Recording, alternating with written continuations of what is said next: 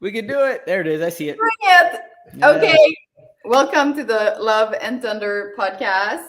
Josh, so excited to have you with us. Thank you for having me on. I think So your handle on your picture says Dave Lipson, but we'll go with I'm not David Lipson.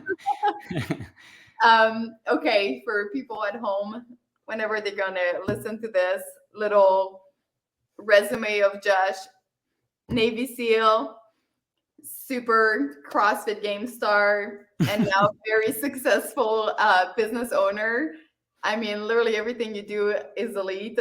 So congratulations. Well, thank you very much. I appreciate that. I had a great training partner back in the day that helped me get there. Yes, I don't know how much of it is true, but yeah. I mean, we can talk about that. You were, and I like to literally say this as like I like brag to people about it because I really think that you're one of the coolest person, and you're by far the person I had the most fun to train with ever. But I like been going around for years saying that you were my first training partner, and it was such a unique experience. I think the way we used to train versus like now. Yeah, it was different times for sure. I don't train with anybody now, so I don't really know the new young athletes. But when we were back in our day, we got after it. You were one of my first training partners, to be honest, too. I don't like before you. I trained a lot on my own, and then when you came to San Diego and Invictus, yeah, that was like it was cool. It was fun. It was fun having another like elite level athlete at the time, being there to train with. And to be honest, having a female instead of a male was kind of cool to the extent that we weren't actually competing against each other. So it wasn't like we were, sharing secrets of like training secrets, things like that. So it was cool. I really enjoyed it.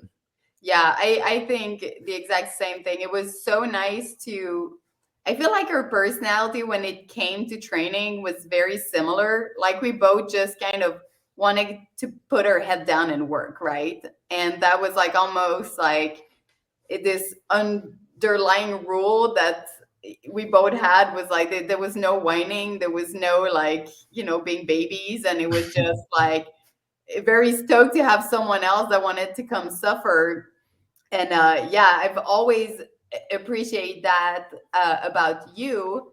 And also, yeah, there was no, I think the fact that you were a guy and I was a girl, it was like we weren't like going to, we could both win the CrossFit game. Right. Exactly. Yeah. Which is always But, fun yeah. And because yeah. I was like, and for me, especially, like, don't get me wrong, I liked training with Rich. When I trained with Rich, I like training with Matt. I like training with Dan. I like training with all those guys. But with me, I used to like hate my competitors when I competed against them. Like I had to have that like hate in my heart, and like let it out. Where with you, I just wanted to beat you in our training sessions, of course, like I never wanted to lose. But there wasn't this like I have to hate this person because in the end of the day, she's my ultimate competitor. Where it was more so you were just, it was fun to train with because you, like you said, you could put your head down and grind. You weren't complaining.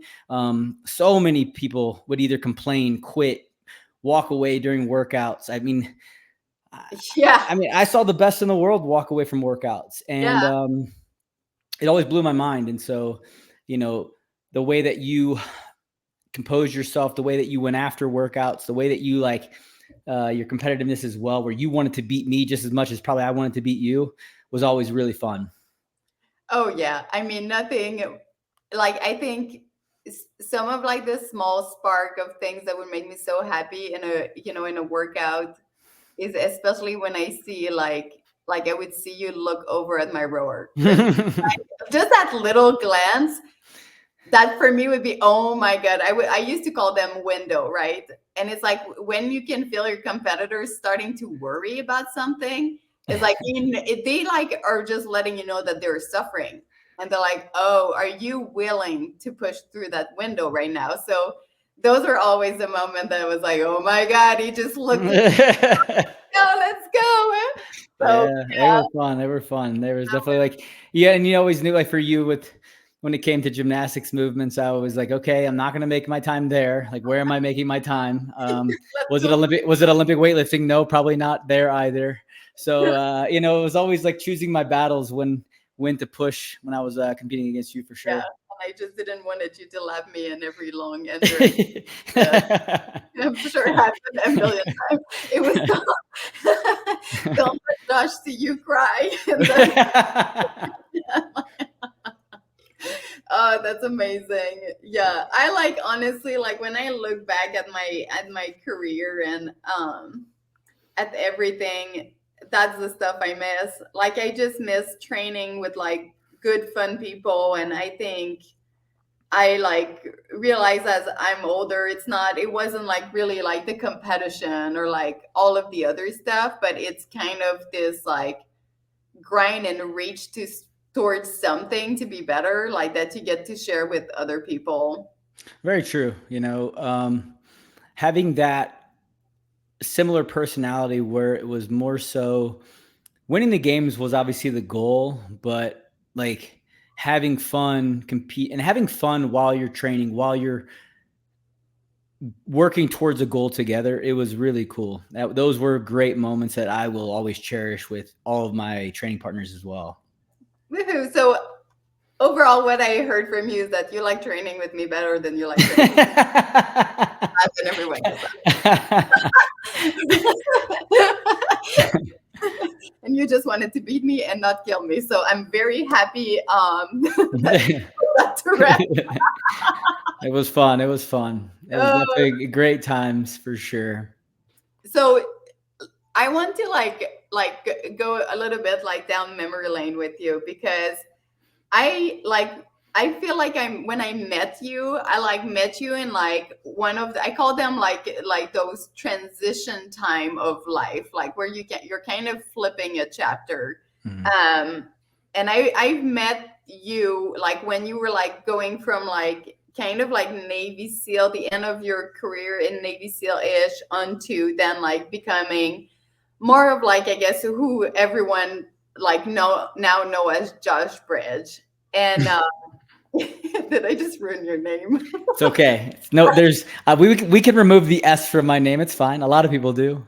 As long as you don't call me Jeff, I'm fine. Be careful. Josh Bridge. I'll take Bridge.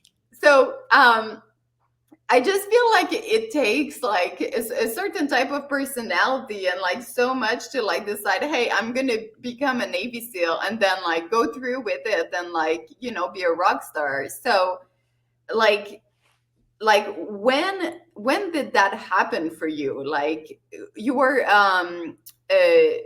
you a collegiate wrestler, high school wrestler? Yeah, so I wrestled in high school and college.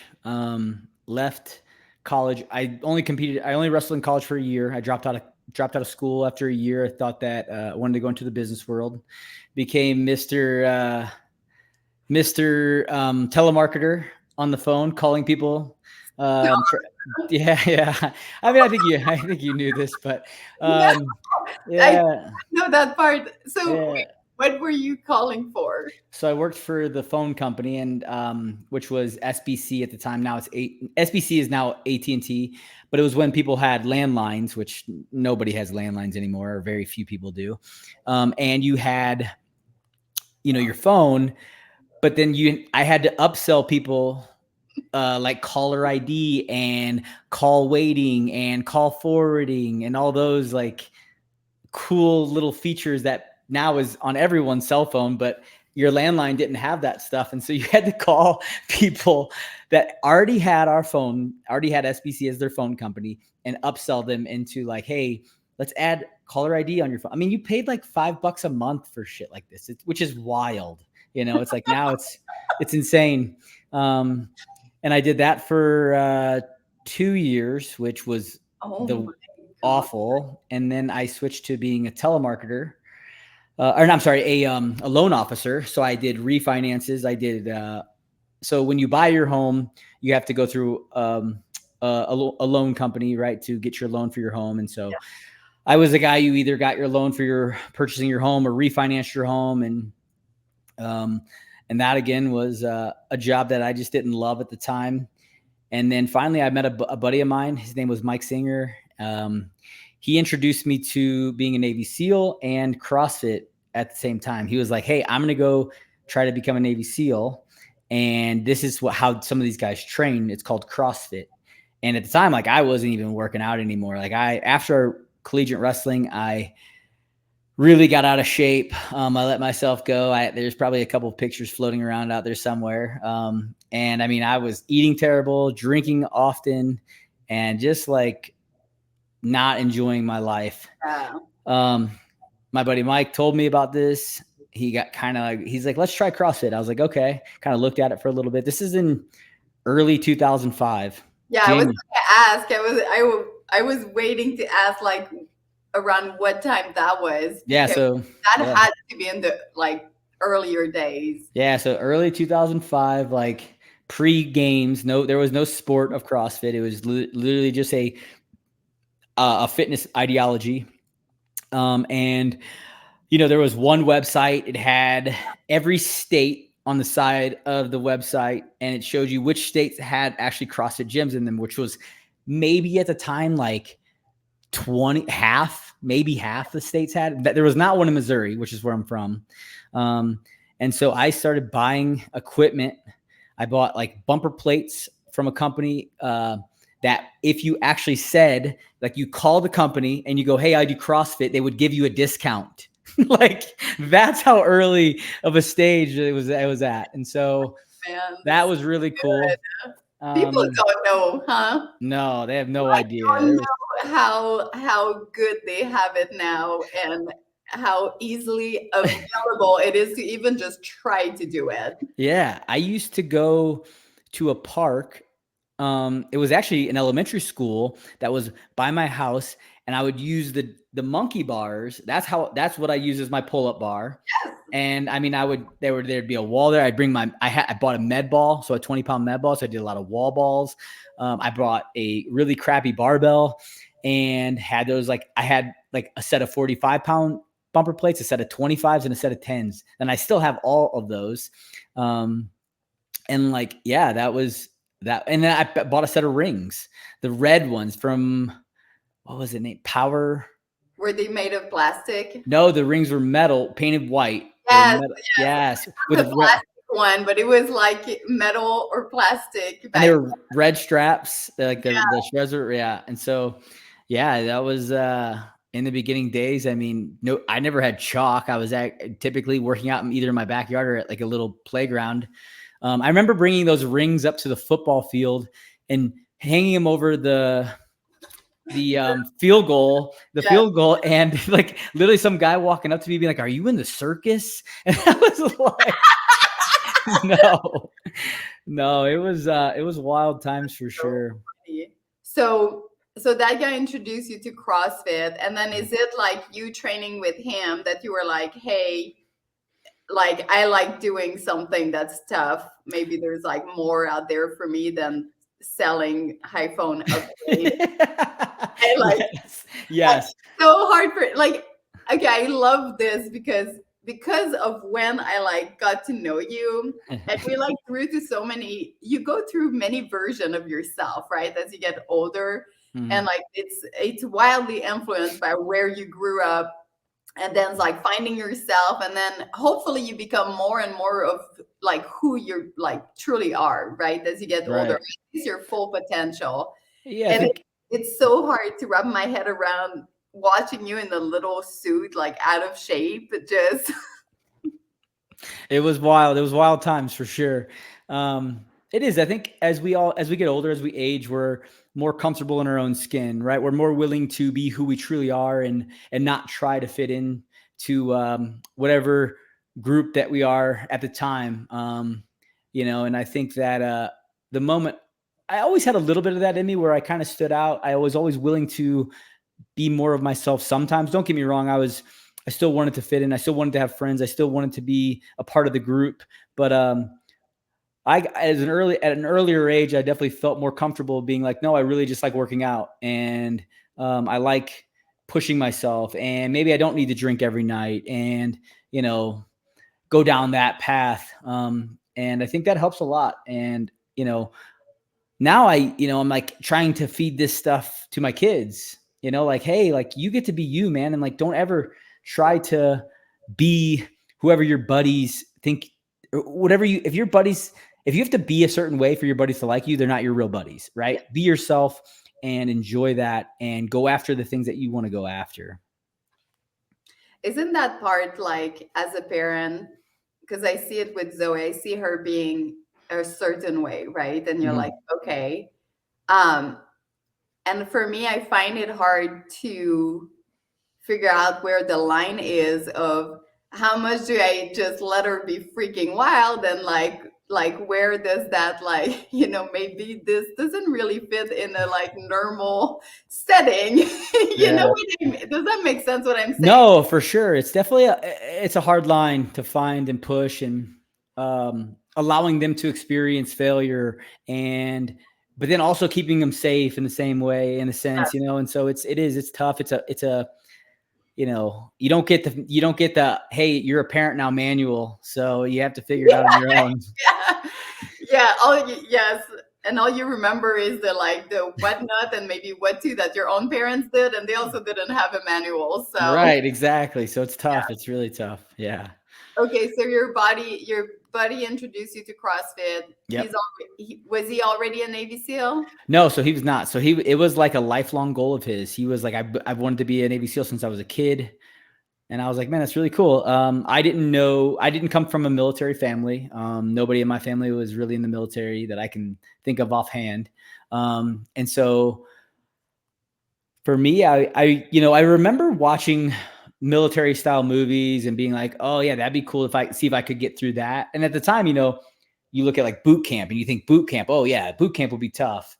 And then you get to reality and boot camp's not really that tough, but you need to, but you need to, I need to find that. And then when he told me about the Navy SEALs, I was like, okay, let me look into this. And, you see the hardest military training in the world.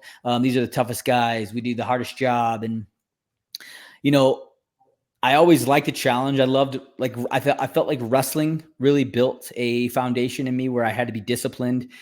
Even when it really sucked or it hurt really bad, I had to keep pushing. And so having that background already, CrossFit kind of opened my eyes back to it, because I quit wrestling. And so I was out of that world for like 3-4 years. And CrossFit really kind of brought me back to my wrestling days of, wow, that this isn't just a workout like bodybuilding or a fitness regimen. This is like a cool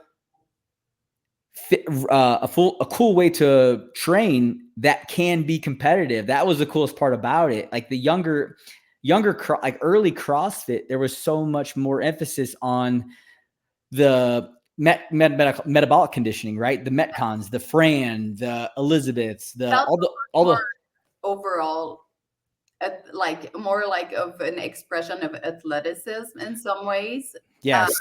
to me, than like more specializing in something. Yeah, where it's definitely tending, well, especially for the CrossFit Games, right? Like the CrossFit Games, like it is getting very specific.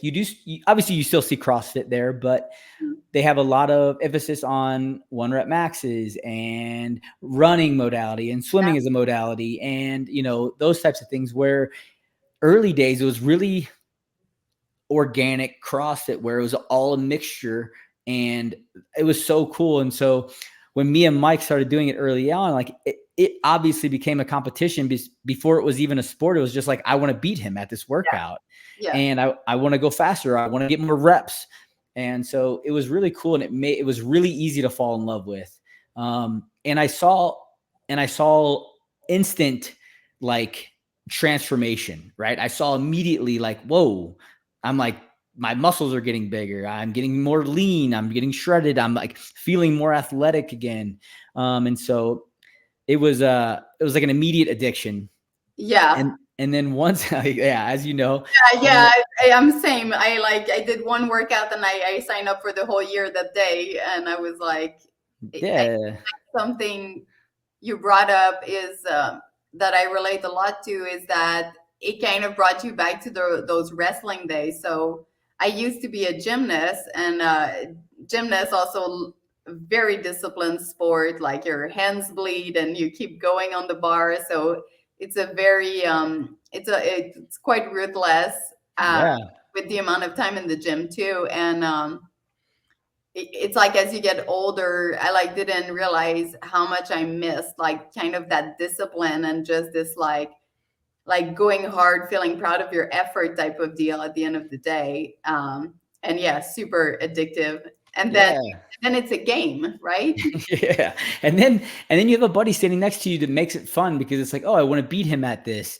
And it's not just this boring, I'm going to go in and do 4 sets, 5 sets of 10 to 12 reps and do this, do my bench, do my squat, do whatever, it was fun. It was like different movements. It was Olympic weightlifting. It was powerlifting. It was,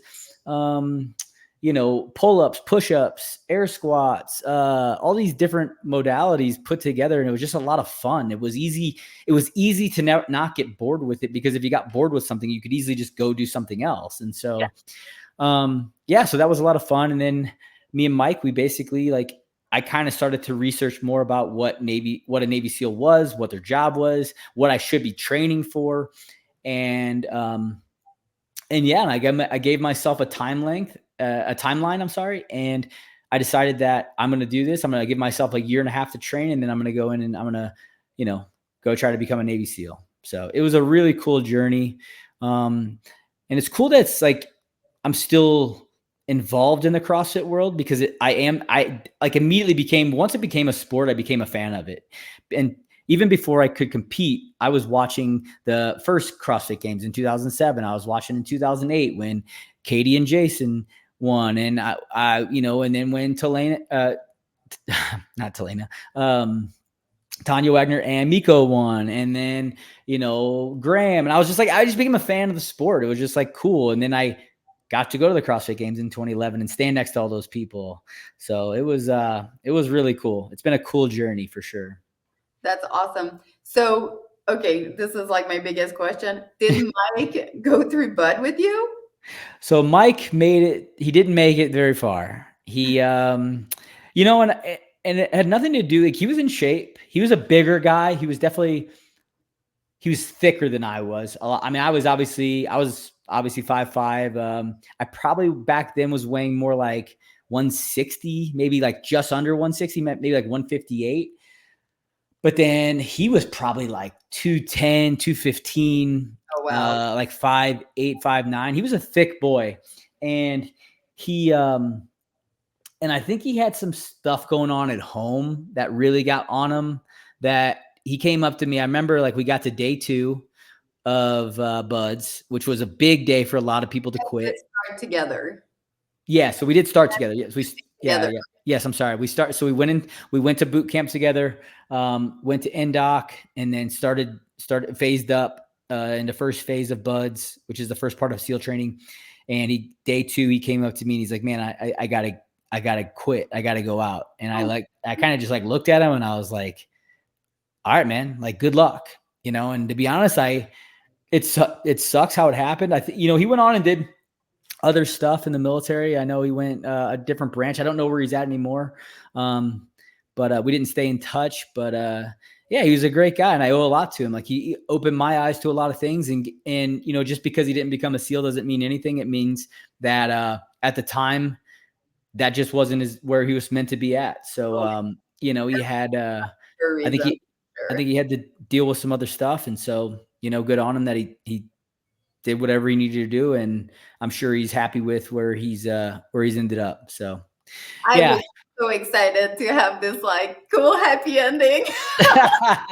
Yeah, no, he's a great guy. And I owe a lot to him. He opened my eyes. He changed the trajectory of my life without a doubt.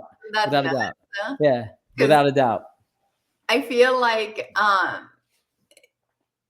I think this happens to a lot of people, and that it most definitely did happen to me. That you kind of started to see where your life was about to go.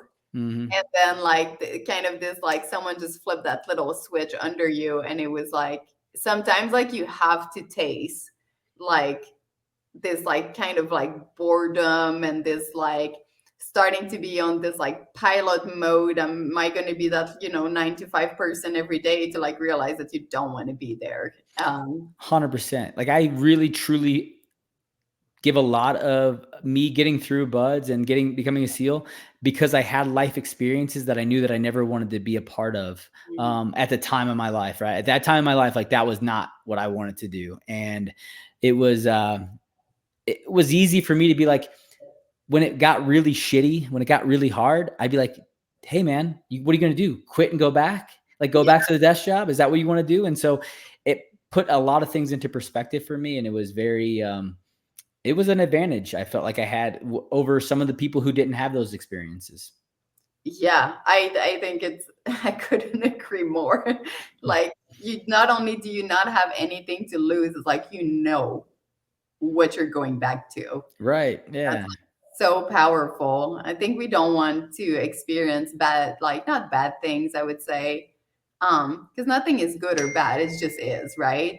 Mm, But sometimes you think some things are the worst thing in your life, and then end up that the catalyst that it brought is like so potent. That's yeah. okay. But what was the worst part? How Of does what? it work? I feel like everyone talk about Bud and they're like, oh, it's this and that. And I'm like in my mind, because I'm so ridiculous, but I'm like, is there like mind games? Like, is there puzzle? Like, is there, oh my God, your friend is like tie up in the back of this thing? Like, No, I mean, there's a lot of tests. You do a lot of testing.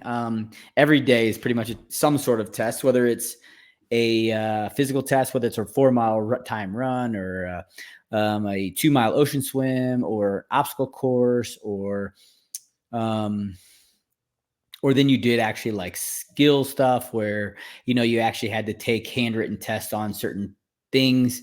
So yeah, there's always all kinds of tests, and then it's just like the day in and day out grind, right? You're carrying boats on your heads, you're carrying a log with you, you're doing uh, long heavy ruck runs, you're doing long sand runs, like you're doing runs that you don't even know the distances where you're like how long you're going to be running for. So there's a lot of different, things. And then you go into tactics, then you go into diving, then you go into shooting, then you go into different types of, land warfare. So there's all kinds of things, right? It's like this, like that's the coolest thing about being a SEAL was that you touched a lot of different things and you became really good at almost all of them, but you were not this like expert of anything. You were just like more of like a jack of all trades person. And then when you got to your team, you'd pick one specific thing that you became really good at, but you also had all the knowledge of all the base knowledge of all the other aspects that we did in our job. that's cool. So as you were going through Bud, like, what was the? Hopefully, I'm saying this word right, because I feel I don't want to be this. Buds. Buds, okay. It has an S at the end, yeah. So it stands for Basic Underwater Demolition SEAL Training. Oh, I'm so happy you said that, because in my head it's like buddy, like No, buddy. it stands everything in the military. Everything Thank in the you. everything in the military stands for something, right? So it's not just bro and It's not just your buddy. No, yeah. like such an idiot. No, it's okay. Um, so as you're going through all this training, because now I mean you've gone through it, you're on the other side, and now you have a whole business around helping hopeful to achieve the same thing. Um, what back then, like, I don't know if you remember, like mentally, like what you did focus on or something to like keep you in it, as like, because I think sometimes it's easy to go back and look at thing and be like, oh yeah, you do this and this, but like when you're in the heat of like, doing all those things for the first time without experience, and really like I'm sure like meeting a bunch of version of yourself that you might not be so proud of, or like other version that you're like, wow, I didn't knew this, person was inside me. Like, do you have like something back then? Like, what did you focus on back then? Yeah, so I mean, I did a lot of CrossFit. I ran 2 or 3 times a week, and I swam once or twice a week. And the swimming was the really thing that for me was the hardest part because it was something that, I mean, I grew up like going to pools, but I never was taught how to swim. And so I literally just started jumping in a pool. And I mean, I remember the first time I did a 500 meter time trial. And I was like, I'm going to drown. And I'm in a 3-foot pool. Like it was not a deep pool. And I came out of that thing and my face was beet red. And I was like, I want to say I was doing, I think, breaststroke. And it was so bad. I was like, I'm going to die. But if you put me on land running, pull-ups, push-ups, sit-ups, that was all fine. And like, the PST, there's you have a test, right, that you have to pass to go to Buds, and you have to do a 500-meter swim, a 1.5 mile run, 2 minutes of max push-ups, 2 minutes of max sit-ups, and a max set of pull-ups, and you have to hit certain standards. Mm-hmm. And hitting those, like, even if you do the bare minimum of the standards, it is nothing, and it has no bearing on whether you're going to make it through Buds or not. Yeah. And I think that's the hardest part for a lot of people now. I get so many people who come to me and they tell me, I've been told not to lift weights and to just run, do push-ups and pull-ups. And I'm like, the person who told you that is one of the 80% of drop, like 80% of people who go to Buds drop out. And I'm like, the person who told you that was probably one of the 80% of people who dropped out. Yeah. I promise you that those things are not as important as what they lead on to be, because one of the biggest factors isn't if they can make the 1.5 mile time, or if they can do enough push-ups, or if they can do enough pull-ups. Most of the times their legs start to break down on them, right? They either get shin splints or they break their butt, like something breaks on them. And it's because they haven't carried weight. They haven't created that muscular strength to when they are carrying logs or carrying boats or carrying a buddy or being on their legs all day long. Like their legs just start to break down on them. And the moment those, like, your legs start to hurt, like, what's the first thing that goes is your mind. Like your mind's like, fuck, I can't do this anymore. Fuck, I don't want to do this anymore. I want to sit down. I want to put this boat down. I want to put this log down. And so I tell these people, I'm like, listen, like the reason why I went through one Buds class, which doesn't happen very often. I'm not trying to brag, but there was 322 people who started my Buds class. 44 graduated and became SEALs. 14 of us were originals. 14 went through with one class. That's it, out of 322. So obviously a very low number of people make it through one class. And the reason that I made it through was because, I was prepared. I was physically, like, I did CrossFit. I lifted weights. I squatted. I lunged. My legs were ready. I carried heavy objects. And like these people are being told this off. And I'm like, I think I posted this the other day where I was like, the person who tells you should just run and do push-ups and pull-ups should also tell you, hey, you're going to quit on day 2. Yeah. Like that's it. Like you're not going to make it. I mean, that seems so like to have such a narrow focus. Like, if you want to be a Navy SEAL, it's like a career. It's like a huge commitment. So the idea to like tell people like do the bare minimum and then go save our country is like, it's terrible. In my head, it's like, don't you want them to be like freaking machine? Exactly. And I also believe like nothing like it's really hard to, and I mean, I'm obviously not a Navy SEAL, but I know hard work. And you are a CrossFit Games champion. Yeah, I do know hard work. And I think that it's like so hard to replicate getting humbled and constantly having to pick yourself back up. And there's something about, I think, like lifting iron, I can't even say that word, like lifting weight and like doing things outside your comfort zone. Mommy. Like that. We got a visitor. And this. She wants Minnie Mouse. This is her current biggest issue in her life. I love it. Hey, it's a big deal. Oh, I love her so much. But I agree with you. It's it wasn't about just getting through Buds. It was more about like thriving in Buds. I didn't want to just hang on and then get through. And I think that that's what happens when I tell these guys and I put them on my program, and like these guys always come back to me and they're like, man, I was like top of my class and everything. And I'm like, I know you were, because and I'm not trying to like say it's because I've had so many people do it now, and it's like, and then you get the few people who like, they just don't want to listen. I wish I could go around and smack every single person who's saying just do push-ups, pull-ups, and run, because I'm like, you are ruining these guys. Like these guys could have there's so many great men and women even out there that could go through any of these selections. It's not just buds, it's any of the selections. And they could go out and they could crush them, but they're not being taught what they need, what they truly need to hear. And that's what's, that's really one of the main reasons why I do it, because I saw so many tough dudes quit just because they were ill prepared, right? They were given the bad advice, and, and it sucks. Yeah, I can tell how much passion you have for that.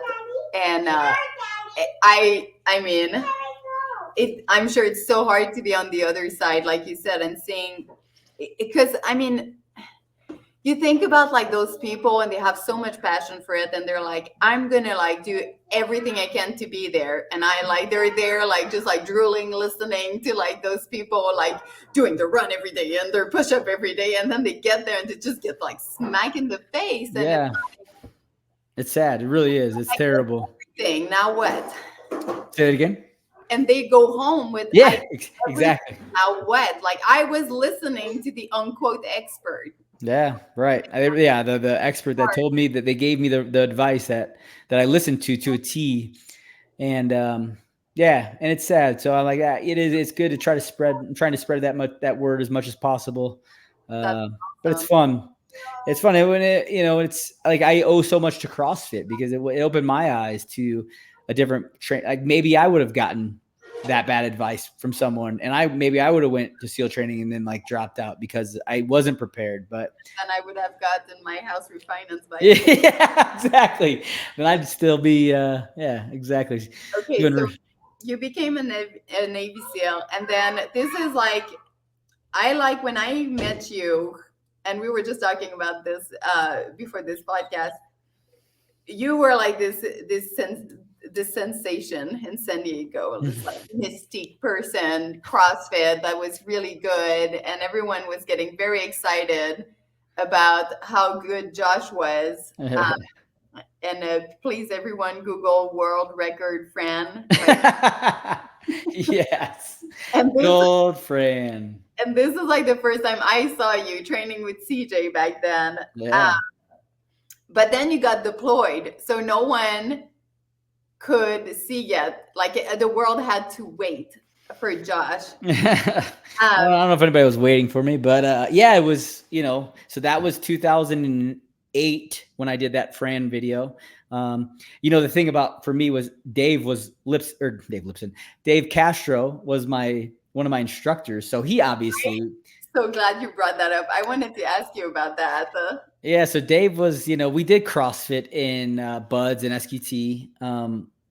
And so obviously he knew who I was. Obviously he probably didn't know, like, he knew that I was in shape, but he probably didn't know like how much I did CrossFit and how much I loved it. And did he make you do a double under GHD workout with him? Not in Buds. I think we did one in later on in life. So for everyone at home, this is funny because Dave Castro has certain movement that he's good at, and those are the only thing he will do against like almost win. So and he's a good ruck runner too. He actually is, and so I knew that's why I used to train that shit so much, because I knew at some point he was going to put that ruck run in there. It took a long time. It took until I was out of the sport, but of course. Right. But he's good at deadlifter. He's good at GHD. I was trying to remember the deadlift. Yeah, deadlift was his. He was good at weighted pull-ups. So his specialty was climbing, right? Yeah, I think he was a climber. I mean, he's long, lanky climber. That makes sense. What was your specialty? So I was a breacher, which is the guy who opens either the door or whatever makes, basically, if you're going to make entry into place, like you're the one that gets you in, like Oh makes the my hole. God. Yeah. That's nuts. It was fun. It was really That's fun. That's a fun job. If a anybody is gut check every time. Like, yeah. here we go. Sledging doors, stuff like that. Really fun. Chainsawing doors. It's fun. Oh my God, that's like, I feel like that's a lot of guys' dreams to just check Man, the door and like make things explode a bit. yeah, And man camp. That's right. yeah, that's awesome. We Yeah. need more of that. Like Agreed. It'd be more of fun. like full raw like stuff like that. True. Very true. Okay, so you get so Dave was your instructor, which is hilarious. I mean, Yeah. I don't know if it's funny or not. It's funny to me because I only know him in this like in the sport.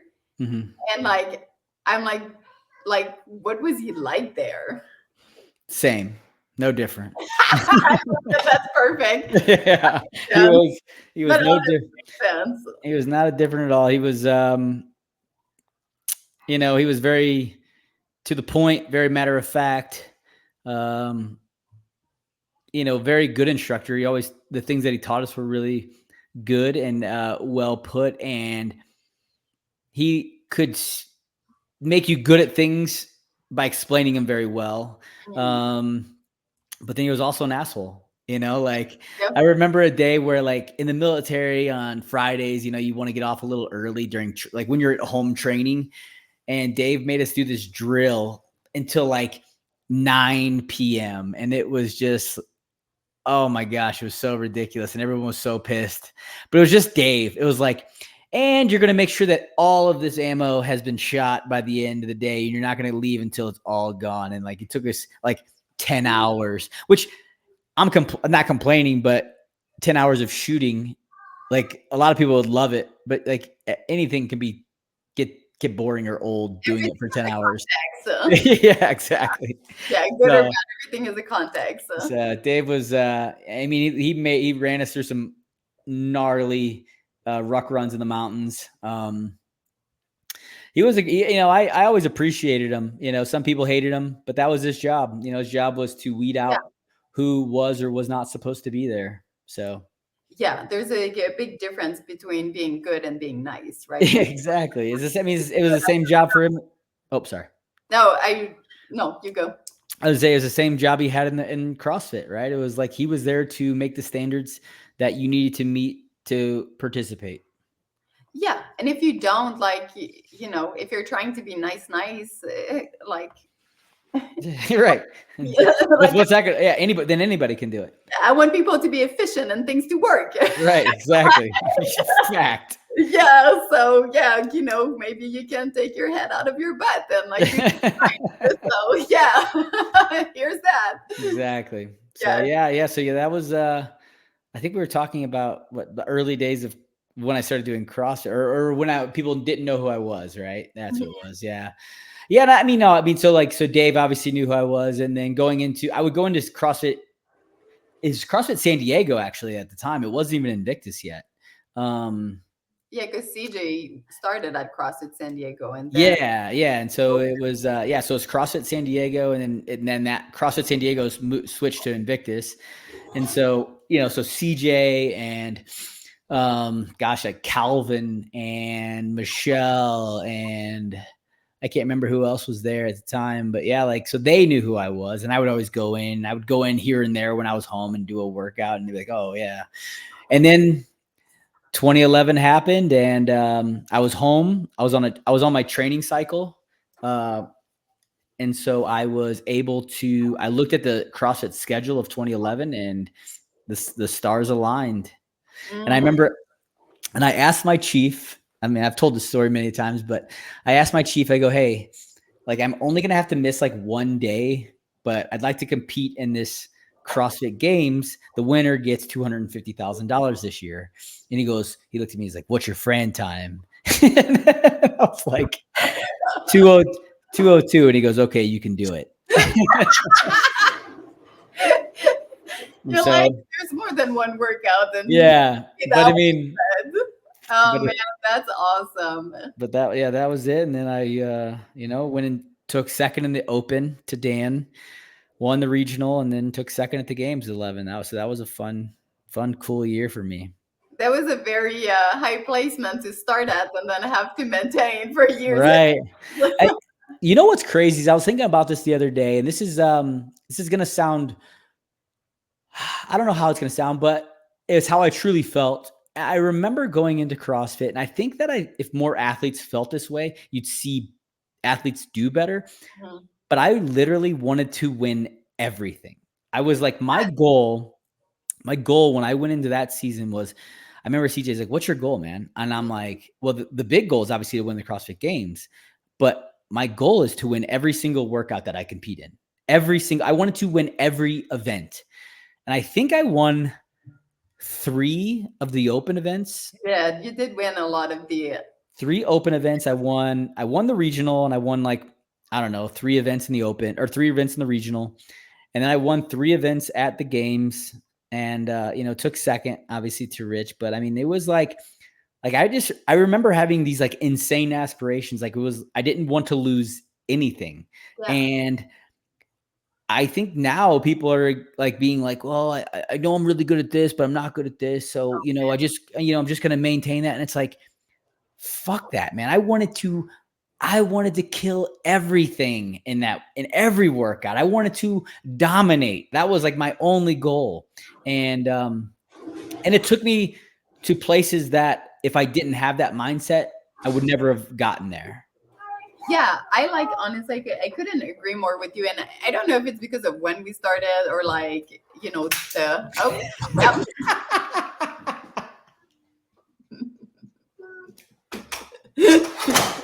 And your wall's gone. No more wall. yeah, I have a Nice. oh, I can't film her. Where is she? I love it. She's right here. There we go. Party. Oh gosh, I keep hearing her like rolling on her little like bike. But yeah, coming back to that, like I don't know if it's when we came into the sport, but I remember having this like insane thing in my head that was like I can do everything, and it was like I would just die. Yeah. And that was the only reason that I would end up rank wise where I did end up because I like that was my best. Yeah, you wanted to win. You wanted to win or do the best that you could in every single event. And there's so many athletes out there that just like accept Yes, that, like, being bad at something and yeah. not like not training at it. And it's Oh like, my God. man, But for me, it was like, because, this happens to you too. It's like, okay, you want to be the best at everything. But then I would do an event and I would get humbled down. And when I would go back home, my first thought was always never again. yeah, yes, Like, never fucking again will I be looking at like less rope climb and won't be able to do it. And I would do stuff so much, Josh, that I would like injure myself because I would like practice too many fucking double unders in myself, like shin splint and things like that. 100%. But now I agree with you. I hear people are like gaming, like, oh, game your strength, make sure you're like win this thing, but then like be okay standing on the floor looking at rings because you can do muscle up. Like that to me is the worst feeling in the world. It was a different mindset for sure. I mean, obviously one of the worst ones for me was the 405 deadlift in the 2013 games. Mm. And after that, it was just like, it was like, that will never, I went home and I was like, I mean, people thought I threw a tantrum on the floor because I was like upset about something. I was upset at myself. I was upset that I allowed myself to be put in that position. It wasn't because I was upset at Dave for programming the 405 deadlifts. It was, damn, Josh, you really like shit the bed on this one. And you should have been training your 405 deadlift. And so it was very humbling, like you said. And know yourself.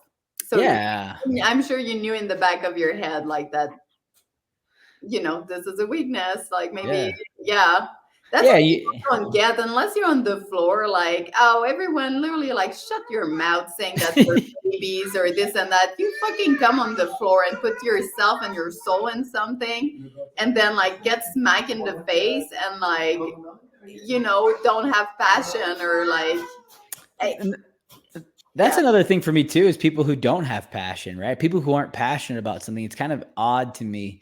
I'm so, and I know I know I'm insane sometimes. I know I'm crazy when it comes to certain things, and yeah, that's okay. I can handle that. But it's like, man, when I see people who just aren't like passionate or like really truly find something, and I really like hope for my boys. Like, and that's why I'm not pushing them in any direction. I'm like letting them find what their like true love is. And um and like I just hope that they find it, and then like they can just like they realize like, hey, I have this asset, my dad, who's a maniac, and whatever it is that they choose to be passionate about, like I like let me help you, let me help guide you, let me help figure it out. Like let's do it together, and you know make you the best at whatever you want to be the best at. yeah. I think there's no better gift. Like, and I'm very grateful that I have that for myself, and hopefully I can also give that to Zoe. I'm just grateful to feel like I have a purpose at all. Yeah, Like, very true. it doesn't like really matter what it is, but like I'm just so grateful that I feel like I kind of find this thing with myself that like obviously I love and I'm talented at, and I like can just like try to go all in, and it's I'm contributing. For sure. Like having a passion, having a purpose, like you said, is a huge part of like where I think a lot of people are struggling right now, right? They're having struggles with depression, anxiety, just like all these different things. And I think having a purpose and having a passion can that was just that's hilarious. It's just like it can really help with all of those things though, right? Because it helps guide you. It helps puts you on this like regiment and keeps you disciplined and keeps you working towards something. Um, and I think that a lot of people would be benefited from would have a benefit from having a passion or a purpose. And maybe I feel like you and I have enough belief in our own self to like run through a wall, and but I do feel like a lot of people, they just need like 1 ounce of that, True. Yeah. You don't need to be crazy. You don't need to be insane like me. I know. like just I'm nuts. belief of like I can. Yeah. Like it's like you just need a little bit, right? You just need a little bit, and then that little bit will keep growing, Yeah, and then you just need a little bit of success in something too, as, right? Like, as long you as know, there's a light once in a while, because yeah, you gotta have some success, and you gotta have some like to build that confidence to show you that you are capable of being great or being good at something. And or that so when you work, it does bring results. 100%. Like Yes. that's the other thing. Yes. Okay, so you're now, I guess, a retired CrossFit Game athlete. Like, I technically have never retired, but sure, we'll say that. you're retired. Technically, we've never retired. I didn't have the parade, and be like, I'm retired, I'm out. Like it was like, I just haven't competed in 5 years. Oh, I love it. It's Yeah. like, yeah, I feel like that's the best way to do it. I feel like Yeah. when I retired, Josh, I was literally training for the next year. Oh And I yeah. did a wall ball and I let it drop on the floor and I turn and I look at them and I go, I'm done. Oh yeah, those days happen now, Yeah. I like the or like in I had so after my 18 season, I knew that I had to have two surgeries. I had to have my knee surgery and I had to have an elbow surgery. And I was like, like I didn't know if I was done, but I had an inkling. I remember coming off the floor on my last event in 18, and I told a couple people, I was like, "Hey, it's been really fun competing against you." And you know, I don't know if I'll be back. Uh, but if I don't, like, and this is it, like it was a lot of fun. And so I had that moment, those couple moments, and I remember walking off the floor after the final event. Um, but then like, I had the surgeries and I'm like rehabbing again, like Mm. coming back from that knee surgery. I'd done it before in 2012. Yeah, And so that was watching you squat was painful. yeah, it still is. And so it's but yeah, so like I just, I still had some fight, but then there were just days where it was just like anytime I picked the volume back up, once I was like cleared to like really go after it, it was just the the body was like, nope, nope, you're not. Definitely, yeah, I feel like when you get like real hurt and like you need to get through that, I mean, for me, it really put things back in perspective. For sure. Like I was Yeah. no longer invincible, and you're like starting to wear the work and your age.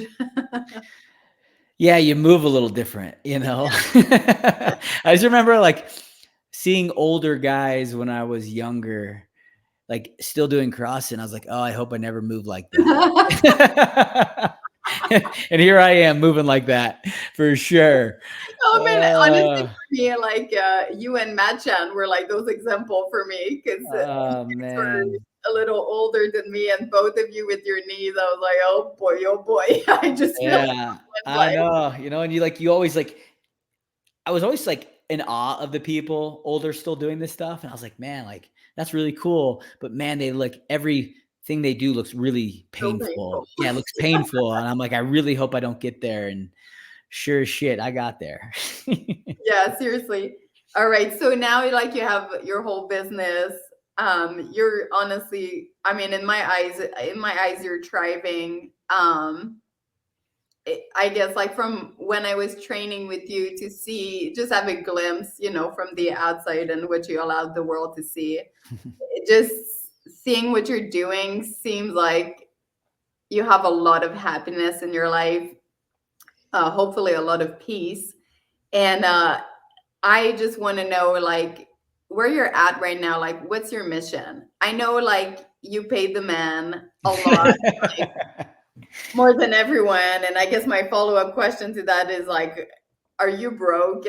Like, I'm not no, I feel really good because I only do things that don't really hurt anymore. I don't do handstand push-ups hardly ever. Here and there, trust me, I'll do it here and there, but not very often. I don't do pistols anymore. I don't do a lot of Olympic weightlifting because Olympic weightlifting just like hurts the destroys. joints. Yeah, Yeah. it hurts my joints. And so I really like squatting still. I love squatting. I actually like, get my legs are I want a 500-pound squat. I still have a goal. I want to squat 500 pounds and it's just for me. It's for no other reason. I'm not going to do a powerlifting meet. I'm not going to, Be you stronger than know, your boys as long as possible I too. want to be stronger than my boys as long as I can. That's for 100% sure, true.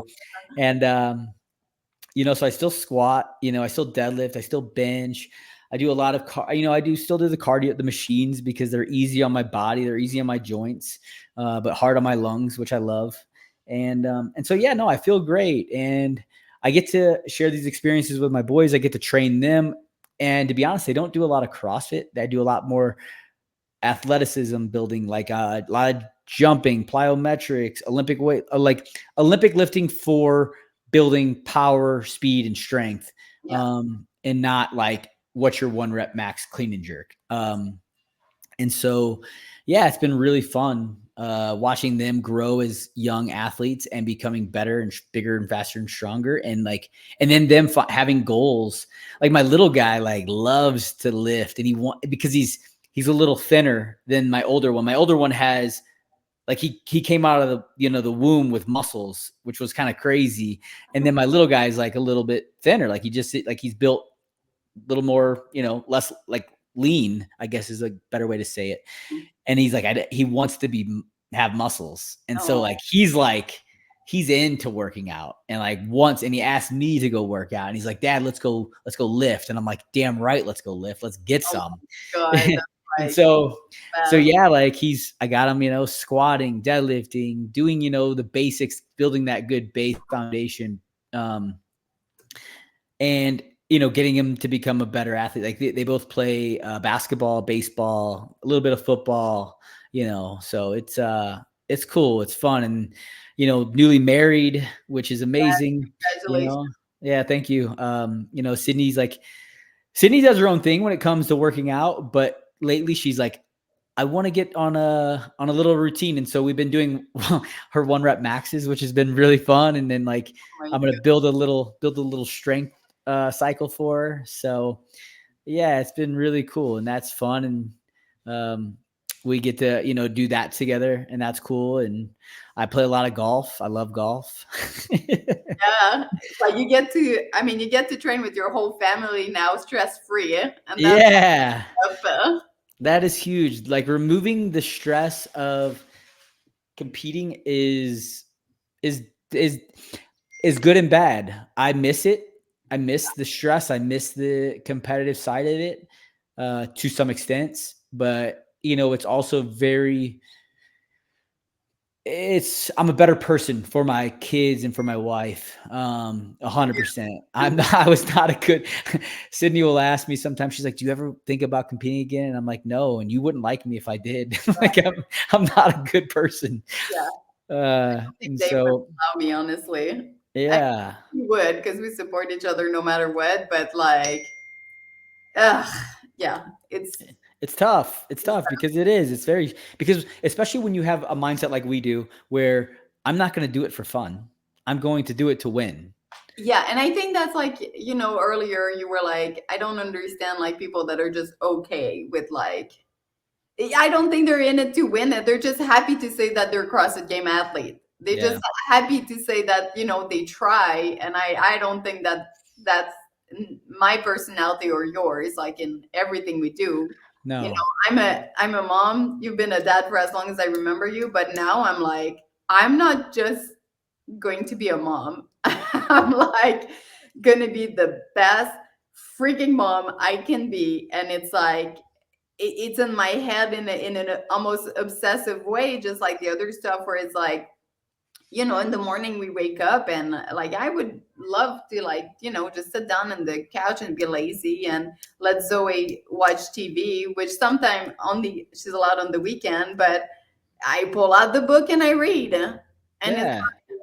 it's hard to do those small things, but that's like, my personal new mission. Right. Exactly. Being the best at everything that we do. And that's a mindset. It's not just like, oh, they really liked CrossFit. It's like, no. Like that a lot of times defines all of those people, like you, me, all the best in the world at anything. That anybody that is the best at anything in the world, it's probably if you met them and talked to them, it's probably their personality with everything for the most part, and it's if you can hone it and like really dial it in, it's a good thing. It can also be destructive in some aspects. But Yeah, curve there, I think, with that type yeah, of personality that it can, if you let yourself get too obsessive over it versus like focusing on the growth, like yeah, there's like, I think like that distinction is very important to 100%. like be happy with the growth, because let me tell you, it's really hard to be the number one best in the world at multiple things, even though Yes. it's the goal.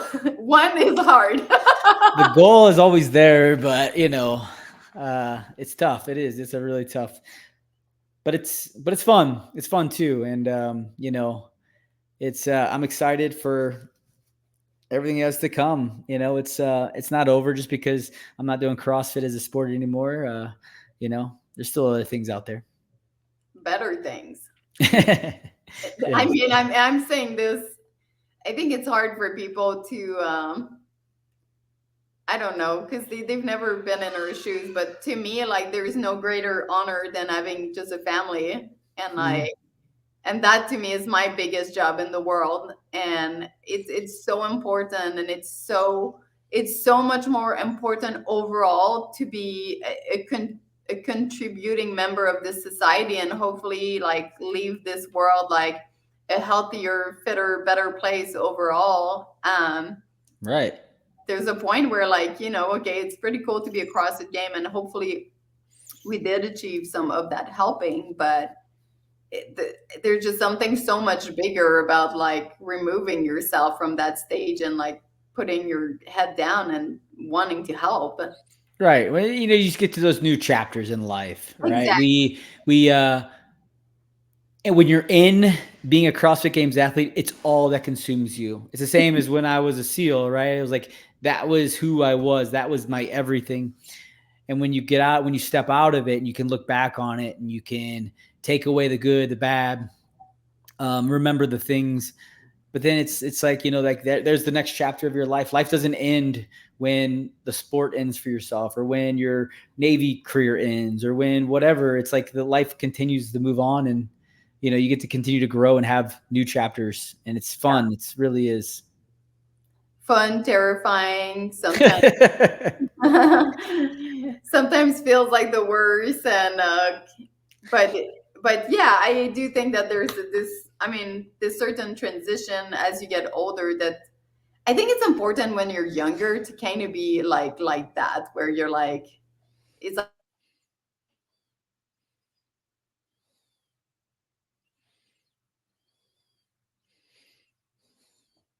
think I lost you. Oh no, we lost you.